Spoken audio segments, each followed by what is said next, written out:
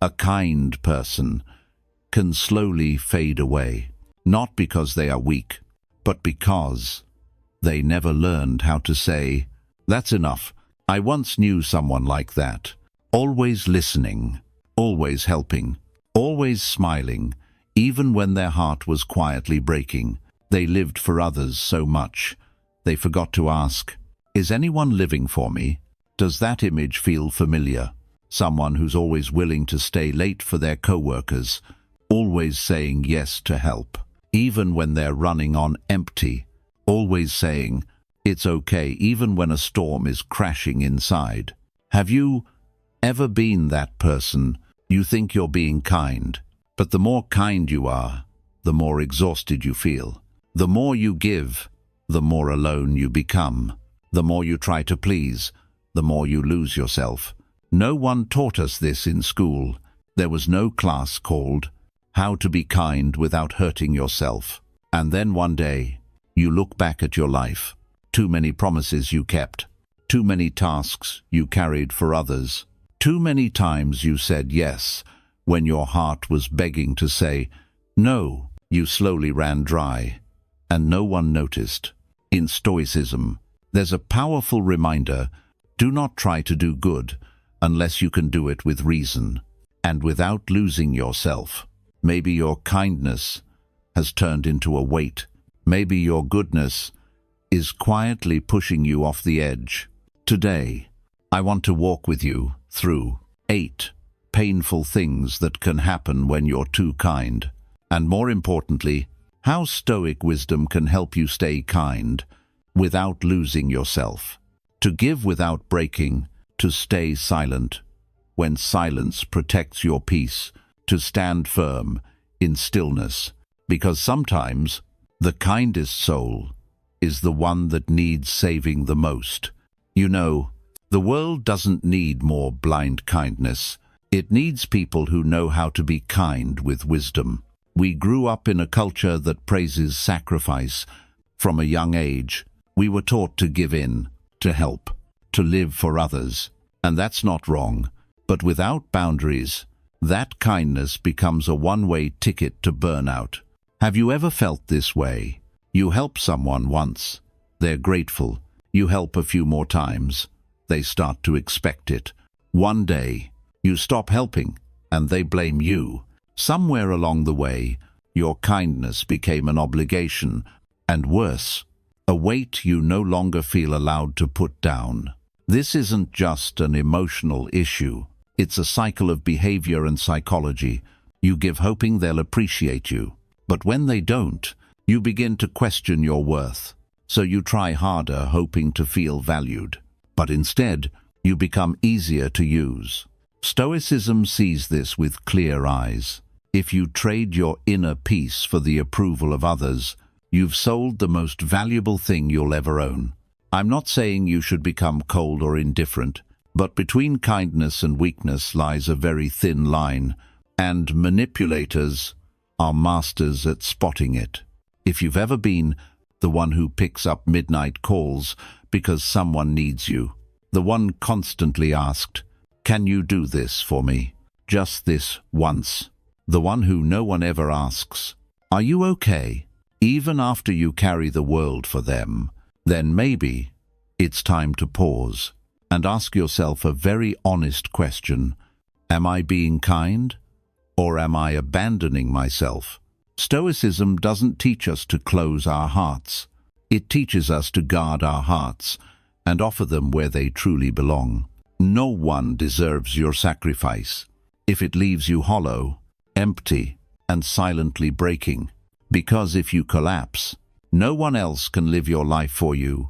From here, we'll go deeper into 8 hidden dangers of being too nice.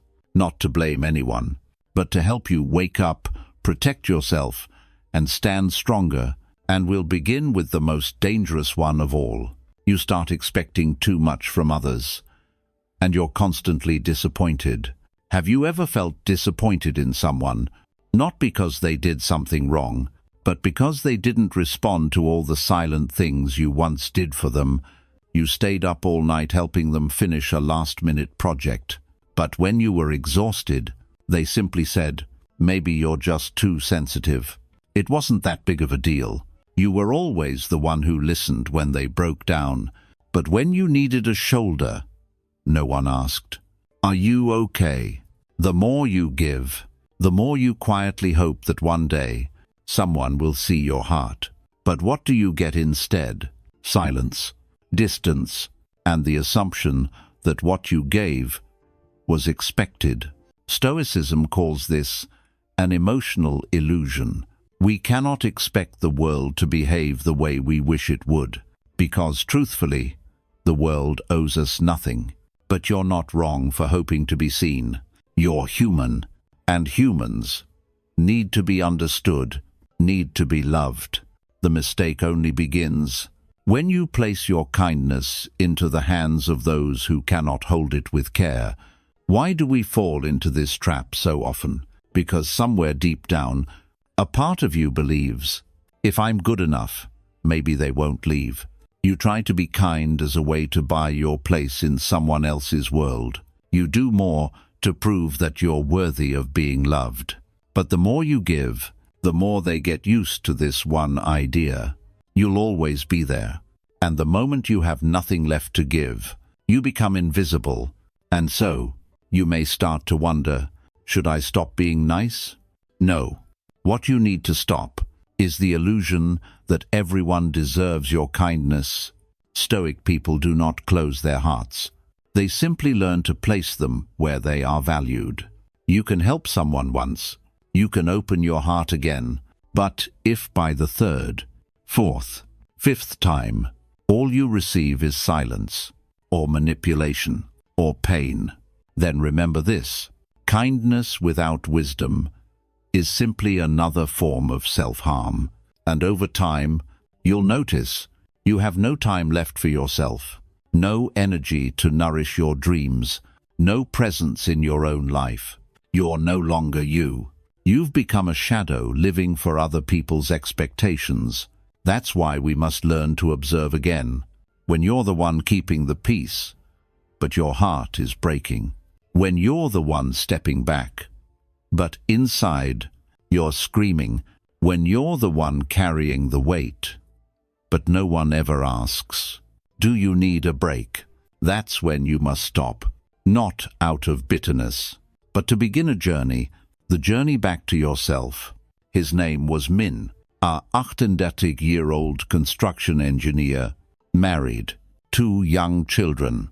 Min was the kind of man everyone liked, gentle, respectful, never raised his voice, always helping co-workers, always the one who stepped back in every meeting. And at home he carried most of the family's weight, without complaining, without hesitation.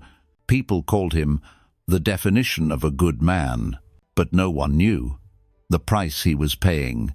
He woke up earlier than everyone, slept later than anyone, juggling deadlines and site work, but still made time to pick up the kids, cook dinner, clean the house. His wife, battling postnatal depression, had lost the energy to care for herself or the family. Min didn't blame her. He didn't want to burden anyone, so he carried it all, until one day he collapsed in the bathroom. That night, he was rushed to the hospital.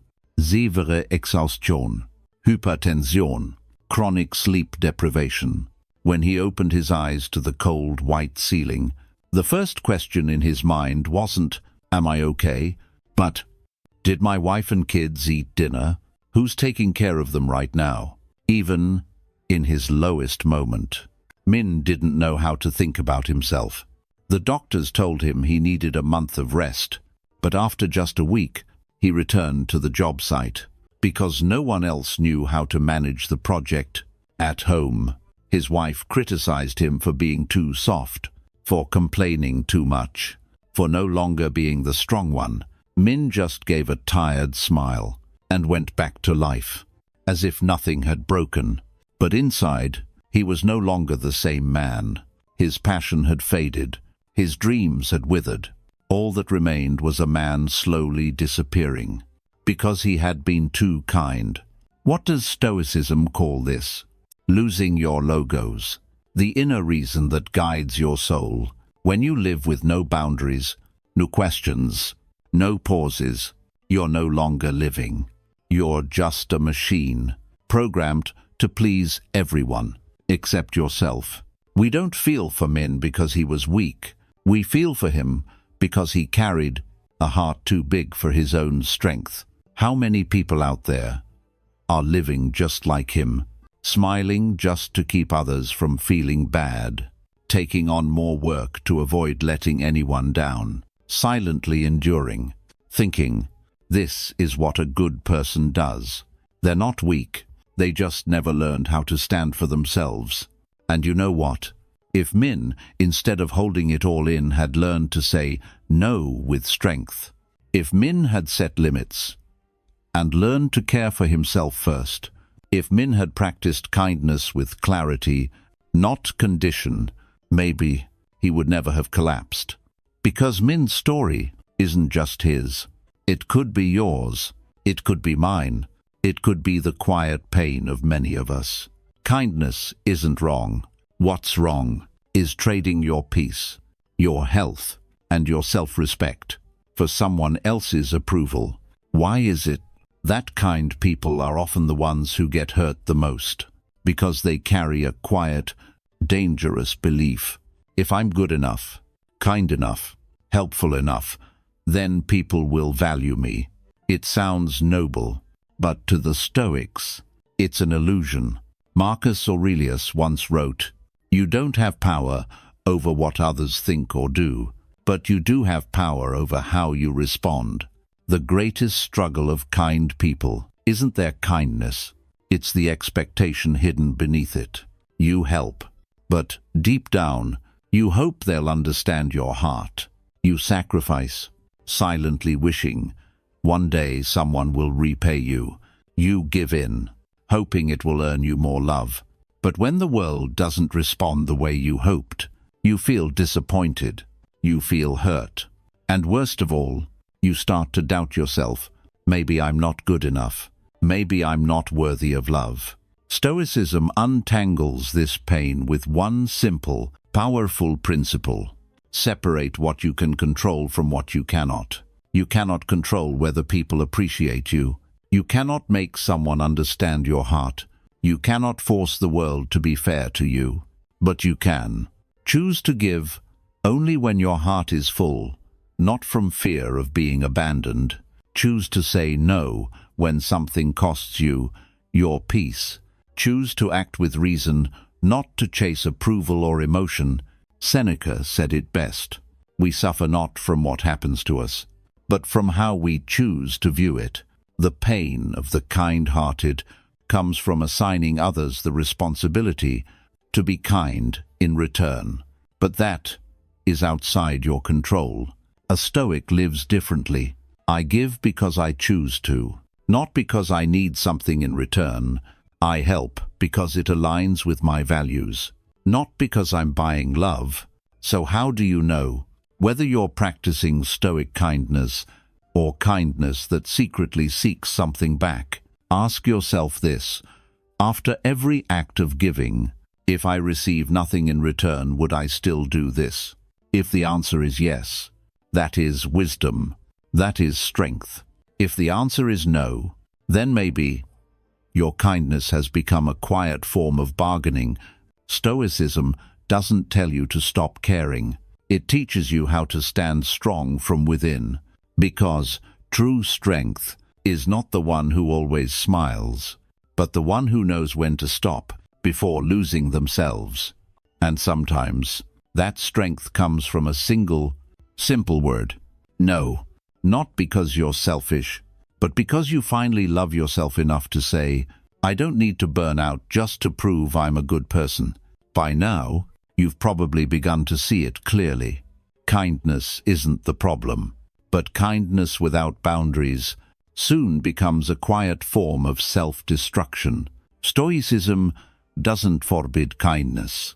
It simply reminds you of one essential truth: true kindness never abandons reason, and true reason never allows you to blindly sacrifice yourself.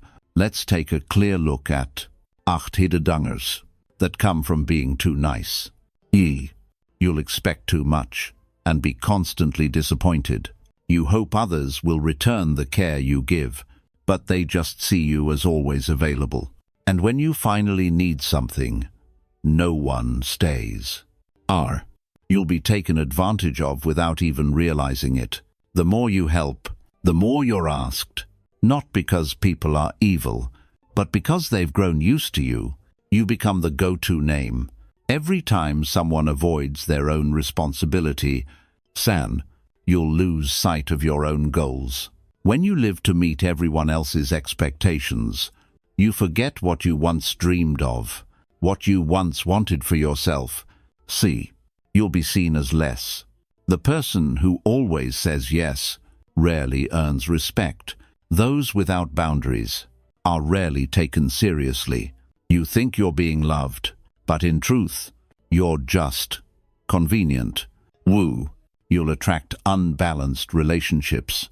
You'll find yourself drawn to those who always complain, always need saving, because you have a habit of rescuing, and you'll stay in the role of giver until you burn out completely.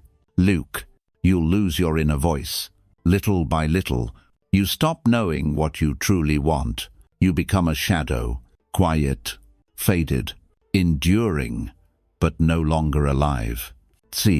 You may become emotionally addicted to the feeling of being needed, addicted to saving others just to feel useful, and when no one needs you, you feel worthless. Others will start to question your kindness. In a world shaped by manipulation, over-giving raises suspicion. The more freely you give, the more people may step back and wonder, what's the catch? That's the paradox. Pure-hearted kindness is sometimes met with caution, and kindness without clarity becomes a magnet for pain. So, how do we escape this trap? How do we remain kind without being used? How do we keep our hearts open without leaving them unguarded? Stoicism doesn't just give you an answer. It gives you an inner compass, a set of principles for how to move through a world that often feels uncertain. You don't need to become cold. You just need to learn how to hold your heart and offer it with reason. Stoicism doesn't teach you to reject kindness. It teaches you this: give without tearing yourself apart. Help while preserving your dignity and your boundaries. Here are 4 essential strategies every kind person must learn if they want to stay standing in a world that often pulls them down. Don't ignore your inner voice. It's your survival map. A Stoic trains daily in one practice. Feel what you feel without running from it. The next time you feel tired, frustrated, or uneasy after helping someone, don't dismiss it. That emotion isn't selfish. It's a signal you may have gone too far. True kindness means staying connected to your inner compass. Learn to say no calmly and clearly. Saying no isn't about rejecting others. It's about keeping your promise to yourself. Practice saying these words out loud. I can't take this on right now. I need time for myself. I have other priorities at the moment. You don't need anger. You don't need guilt. Just clarity and conviction. Stoicism reminds us, boundaries don't make you smaller. They make you stronger. Protect sacred time just for you.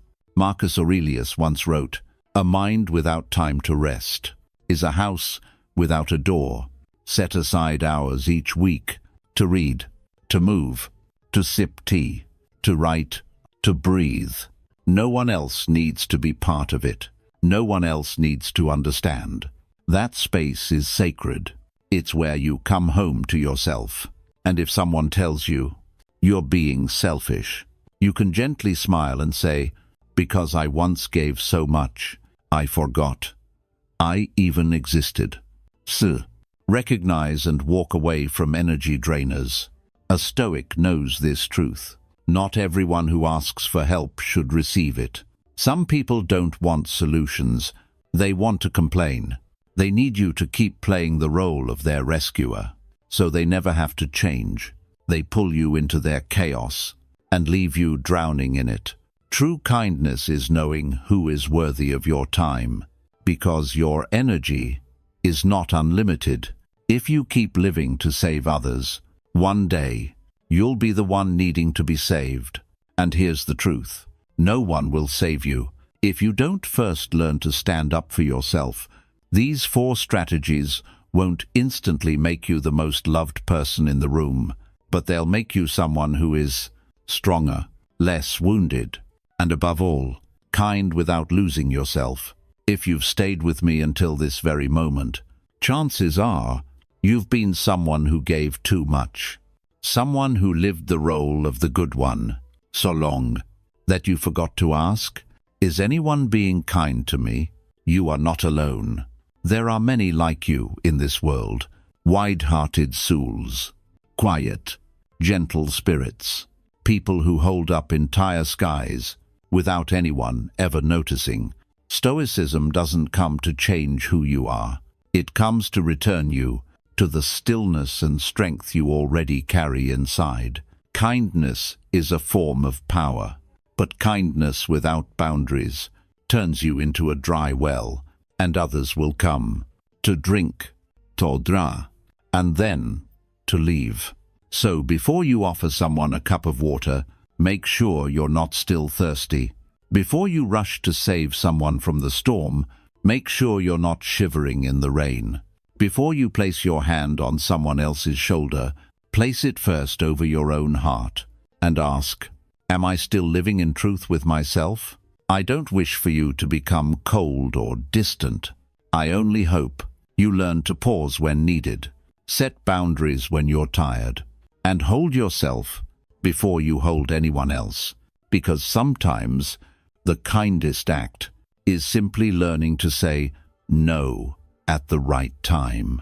If you've ever fallen because of your own kindness, I hope this video is a moment that helps you rise, not with bitterness, but with clarity.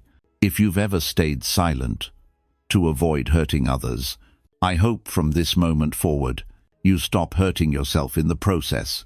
And if someday you stand at a crossroads, one path to please others, the other to protect your peace, I hope you choose yourself, because you deserve kindness from others. But first, you must learn to be kind to yourself. If you're healing from a time when your kindness left you drained and empty, let the next video be for you. 7. Moments when you should street eyes silent and let karma speak for you. A video not to help you win over anyone, but to help you preserve your inner voice, quiet but unshakable. Thank you for walking this path with me. If fate allows, we'll meet again on the journey of a life steady, clear, and free. LABE Stoic, where stillness becomes strength